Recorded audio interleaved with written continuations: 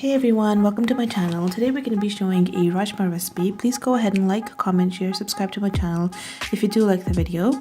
So starting with the pan, we're going to be heating about 5 to 6 tablespoons of oil, and to that we're going to be adding 3 to 4 finely chopped cloves of garlic, 3 to 4 small chilies, and a 2-inch piece of ginger. Now none of this has to be finely chopped because we are going to be grinding all the ingredients in a mixer later on to create a smooth paste.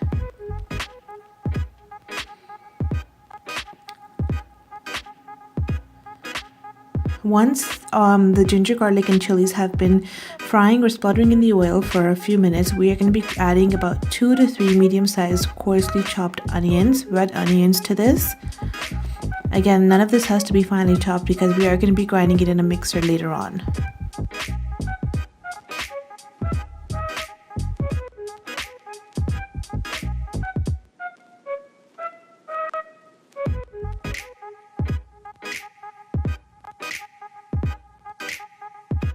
The onions have had a few minutes in the oil, we're going to be adding 2 big-sized tomatoes, again coarsely chopped, and this is just so that the tomatoes and the onions can get nice and soft, so we're able to easily blend them in a mixer.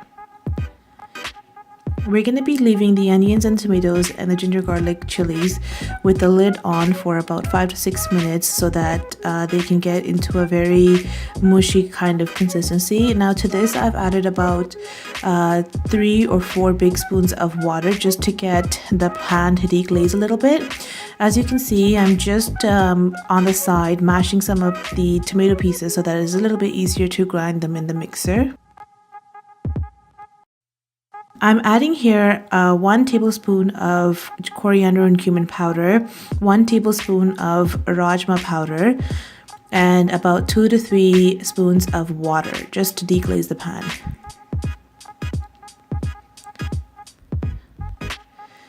Now I'm adding another tablespoon of Rajma powder because I didn't find that it was enough. Just adding a little bit more for an extra flavor. I had already added quite a bit of salt, about 2 tablespoons to the Rajma while they were boiling. So I'm going to be very careful with how much salt I add in the masala.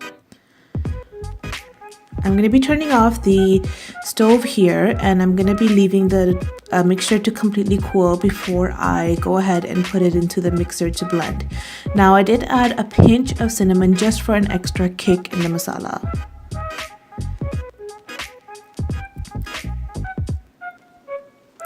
So we're going to leave this mix to cool down now for us to be able to blend this in a mixture.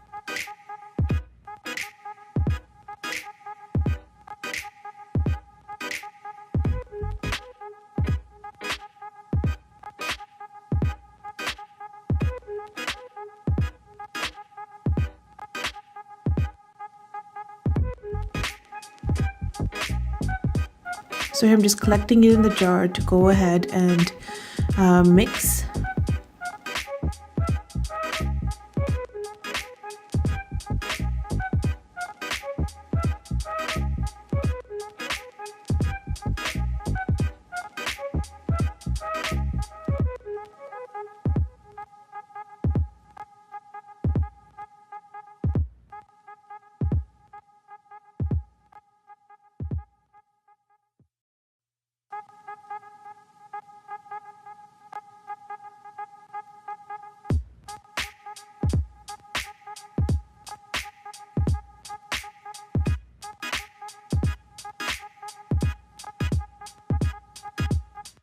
So the mixer that I'm using is the Magic Bullet.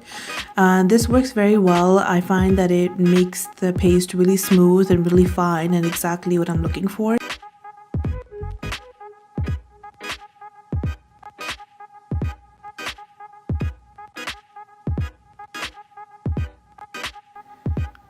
Now you can see that the paste is very thick. It's a very thick consistency.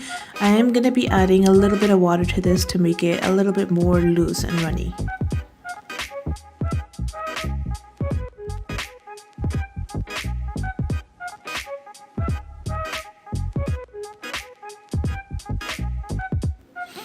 Pour the mix back into the pan that you were using.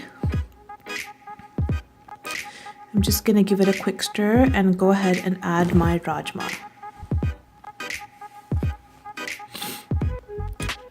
So these rajma have been soaked overnight. They are 1 cup of rajma soaked overnight, and they have been in the pressure cooker for 6 whistles on high stove with water to cover up to 1 inch above the rajma with 2 tablespoons of salt and 3 to 4 curry leaves. As you can see that the color of the mixture with the rajma is a little bit light, but once you let this mixture settle in with the rajma for a few minutes, the color will be a bright burgundy. It will be a nice color and consistency. So I am going to be adding about a 1/4 cup of water into the mix because I found it a little bit too thick. So I'm going to put the lid on and leave it for a couple of minutes. You can already see that the color has changed darker and the rajma are complete. I normally enjoy this with either rice, which is very classic rice and rajma.